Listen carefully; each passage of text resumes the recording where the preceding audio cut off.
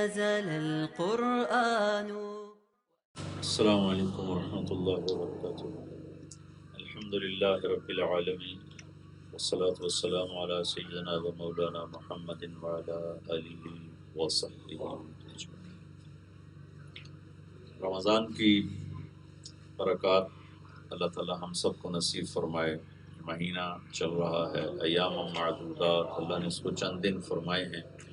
اللہ کے نبی کا فرمان ہے کہ لو یعلم امتی ما فی رمضان، اگر میری امت کو پتہ چل جاتا کہ رمضان کیا ہے تو سب تمنا کرتے کہ اللہ کرے سارا سال رمضان ہی رہتا. اس میں اللہ تبارک و تعالی جنت کے دروازے کھول دیتے ہیں، جہنم کے دروازے بند فرما دیتے ہیں، شیطان قید ہو جاتے ہیں اور جنت کو سجایا جاتا ہے. اور اللہ تعالیٰ روزانہ فرماتے ہیں کہ ان قریب میرے بندے تیرے پاس آ کے آرام کریں گے اور ہمیشہ کی پرسکون زندگی گزاریں گے. اور ساری مخلوق روزہ رکھنے والوں کے لیے دعا میں ان کی دعا پر آمین میں لگوا دی جاتی، بلکہ وہ دعائیں کرتی ہیں، چونٹیاں بلوں میں دعائیں کرتی ہیں. اور افطاری کے قریب عرش کے فرشتوں کو اللہ تعالیٰ فرماتے ہیں کہ اپنی تسبیح چھوڑ دو اور میرے بندیاں جنہوں نے روزہ رکھا ہے وہ جو دعا مانگ رہے ہیں اس پہ آمین کہو. سحری افطاری کا وقت بہت خاص وقت ہے جس میں اللہ سے مانگنے کی ضرورت ہے. 5 منٹ دعا کے لیے وقت نکال لیا جائے، 2 منٹ نکال لیا جائے، لیکن ضرور کچھ نہ کچھ وقت نکال کے اللہ کے سامنے اپنی عرضیاں پیش کی جائیں، درخواست پیش کی جائے. قبولیت کا وقت ہے، قبولیت کی گھڑی ہے، خاص طور پر افطاری کا وقت اور سحری کا وقت. باقی سارا رمضان قبولیت ہی قبولیت. اور اللہ تبارک و تعالیٰ نے اس کو بخشش کا مہینہ بنایا. آپ نے جبریل نے آ کر اللہ کی نبی کی خدمت میں عرض کیا کہ یا رسول اللہ، بدبخت ہے جس کو رمضان کا مہینہ ملا اور پھر بھی اس کی بخشش نہ ہوئی. یہ اتنی رحمتوں کا مہینہ ہے.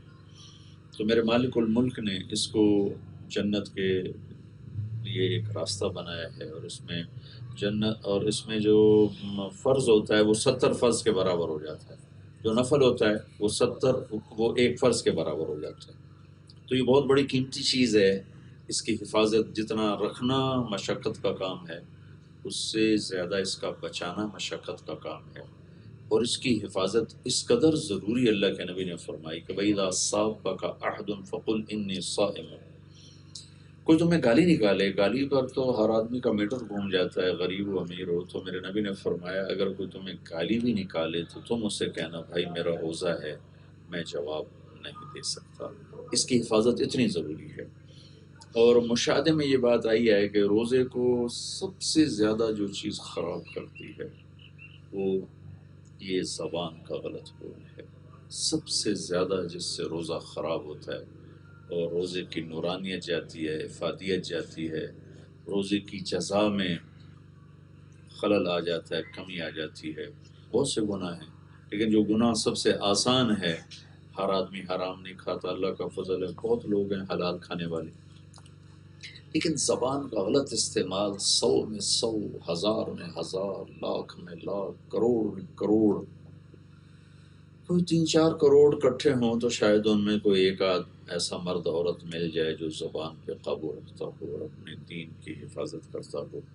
سب سے زیادہ جو میں نے دیکھا جس سے ہمارا پورا دین، صرف روزہ نہیں پورا دین تباہ ہوتا ہے، وہی ہماری اس زبان کا استعمال ہے.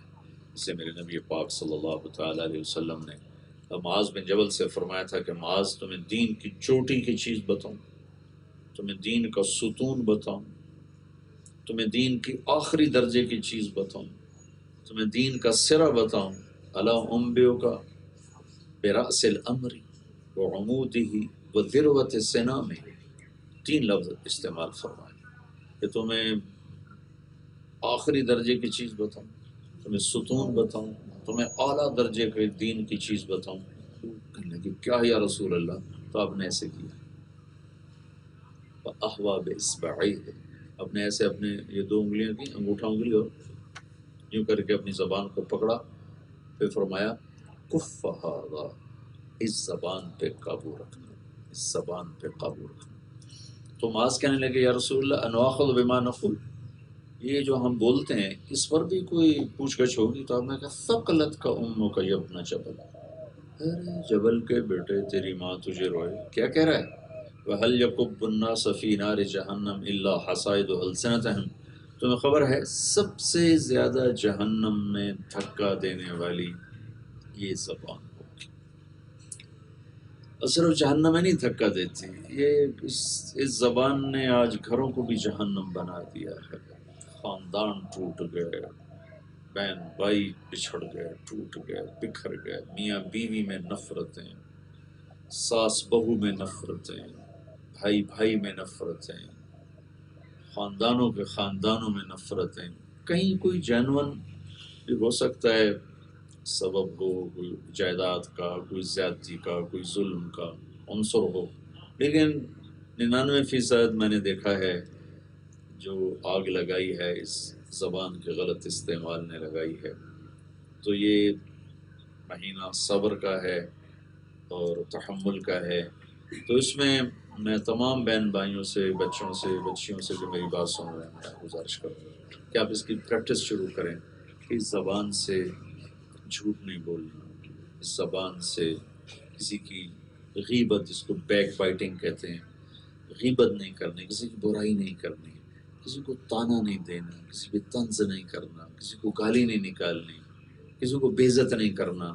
کتنے لوگوں سے میں نے سنا، میں تو جی کھرا آدمی ہوں، میں تو منہ پہ کہہ دیتا ہوں میں منافق نہیں ہوں۔ اس سے بڑا بیوقوف کون ہو گیا؟ تو منافقوں سے بھی نیچے گیا بیٹھا ہے کہ ایک مسلمان کو بے عزت کر رہا ہے، ذلیل کر رہا ہے، اور اس کے منہ پہ اس کا عیب بیان کر رہا ہے۔ یہاں عیب چھپانا سب سے بڑا ایمان ہے، اور سب سے بڑا اخلاص ہے، اور سب سے بڑی دینداری ہے۔ یہ کیا جہالت ہے کہ میں تو منہ پہ کہہ دیتا ہوں میں نہیں کسی سے ڈرتا۔ بھائی تو کسی سے نہ ڈر، لیکن اللہ سے ضرور ڈر کہ اللہ کو یہ پسند نہیں ہے۔ وَيْلٌ لِّكُلِّ هُمَزَةٍ لُمَزَةٍ، ہلاک اور برباد ہو گئے تانا دینے والے، غیبت کرنے والے۔ تو صرف اس مہینے کی میں بات نہیں کر رہا ہوں، یہ مہینہ بہت قیمتی ہے، اور اس میں ایک بہت بڑا عمل ہے جو اللہ ہم سے کروا رہا ہے، وہ ضائع ہونے سے بچ جائے اس لیے میں فوکس کر رہا ہوں، لیکن یہ پوری زندگی کا سوال ہے۔ پوری زندگی میں ہمارا دین بھی ختم ہو چکا ہے، ہماری دنیا بھی ختم ہو چکی ہے اس زبان کے غلط استعمال کی وجہ سے۔ دو گناہ ایسے ہیں اگر ان کی عادت پڑ جائے تو مرتے دم تک نہیں چھوٹتی۔ باقی گناہوں کی عمر ہے، اس عمر کے بعد اس کی رغبت ہی ختم ہو جاتی، شوق ہی ختم ہو جاتا، لیکن دو گناہ ایسے ہیں اگر ان کی عادت پڑ گئی کسی مرد عورت کو، تو 90 سال کی عمر میں بھی اسی بشاشت سے کرے گا جیسے وہ 19 سال کی عمر میں کرتا تھا۔ ایک زبان کا غلط استعمال اور ایک آنکھوں کا غلط استعمال۔ دل کی دنیا کے اجڑنے میں نے جو سب سے خطرناک عمل دیکھا وہ آنکھ کا غلط استعمال ہے، اور گھروں کے برباد ہونے میں اور پورے دین کے برباد ہونے میں سب سے خطرناک عمل جو میں نے دیکھا وہ یہ زبان کا غلط استعمال ہے۔ تو اس روزے میں اس کی کوشش کی جائے کہ ہماری زبان پہ قابو ہو، زبان کی حفاظت سارے دین کی حفاظت۔ کوئی آپ کی غیبت کرے آپ دعا دو۔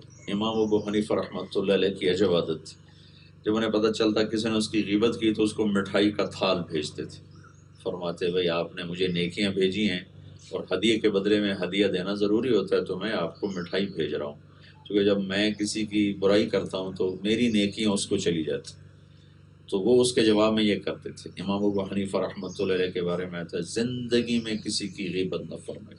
امام بخاری رحمۃ اللہ علیہ کے بارے میں آتا ہے زندگی بھر کسی کی غیبت نہ فرمائے۔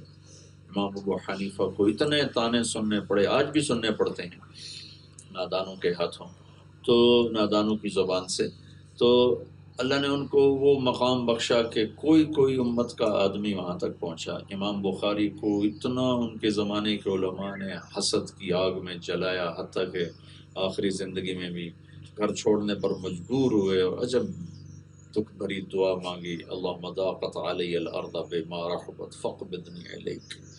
حاسدین نے ان کا پیچھا، اور اکثر علماء تھے حسد کرنے والے، اور علماء تھے جنہوں نے امام بخاری رحمۃ اللہ علیہ پر یہ قیامت ڈھائی اور یہ مصیبت توڑی ان پر، کہنے اے اللہ زمین تنگ ہو گئی ہے، مجھے اپنے پاس بلا لیا۔ شہر سے نکلے اور خط تنگ پہنچے اور اللہ نے اپنے پاس بلا لیا۔ تو اس زبان نے بڑی تباہی پھیلائی ہے۔ میں آپ سب کو اس مبارک مہینے میں یہ گزارش کرنا چاہتا ہوں، آنکھوں کی حفاظت فرمائیں کہ اس سے دل سخت ہو جاتے ہیں اور گناہوں کے دروازے کھل جاتے ہیں۔ آنکھ کا غلط استعمال دل کی دنیا کو پتھر کر دیتا ہے، پتھر کر دیتا ہے، اور زبان کا غلط استعمال یہ پورے دین کو آگ لگا دیتا ہے، سارے گھر اجڑ جاتے ہیں۔ اور موسیقی سننے سے، گانا بجانا سننے سے نفاق کیسے پیدا ہوتا ہے؟ اللہ کے نبی کا فرمان ہے جیسے پانی سے کھیتی پیدا ہوتی ہے۔ تو بس یہ صرف یہ حصہ اگر محفوظ کر لیا جائے سارا وجود پاکیزہ ہو جاتا ہے۔ ہمارے ساتھ ساتھ فرمایا کرتے تھے لب و بند و چشم و بند و گوش بند کرنا بینی نور حق برما بخند۔ خواجہ فرید الدین عطار کا شعر سنایا کرتے تھے کہ زبان ہونٹ سی لو غلط مت بولو، آنکھیں بند کر لو غلط مت دیکھو، کان بند کر لو غلط مت سنو، اس کے بعد اگر اللہ کا نور تمہیں نظر نہ آئے اور تمہارا دل روشن نہ ہو تو پھر مجھے پکڑنا، مجھ سے آ کے پوچھنا۔ تو میں آپ سب کو یہ عرض کرنا چاہتا ہوں اور آپ سے اپنے لیے بھی دعا کا طلبگار ہوں، میں آپ کے لیے بھی دعا کرتا ہوں کہ اللہ ہم سب کو اپنے پورے دین کی حفاظت کی توفیق عطا فرمائے، اور خاص طور پر اس میں جو سب سے زیادہ بڑا عمل ہے اس کی حفاظت کا وہ یہ زبان ہے، یہ آنکھیں ہیں، یہ کان ہیں۔ جو مرد عورت ان تین پہ تالا لگا دے گا پوری دنیا کے دجال شیطان مل کر اس کو گمراہ نہیں کر سکتے۔ جس کے یہ تین دروازے کھل جائیں گے ساری دنیا کے روحانی لوگ بھی اس کے اندر ایمان کی شمع نہیں جلا سکتے، کیونکہ غلاظت کے گٹر کھلے ہوئے ہوں تو پہلے انہیں بند کرنا کرتا ہے، پھر صفائی ہوتی ہے۔ ادھر گٹر کھولے ہیں ادھر ہم جھاڑو پھیر رہے ہوں، کہاں صفائی ہوگی؟ اللہ تعالیٰ ہمیں عمل کی توفیق بخشے۔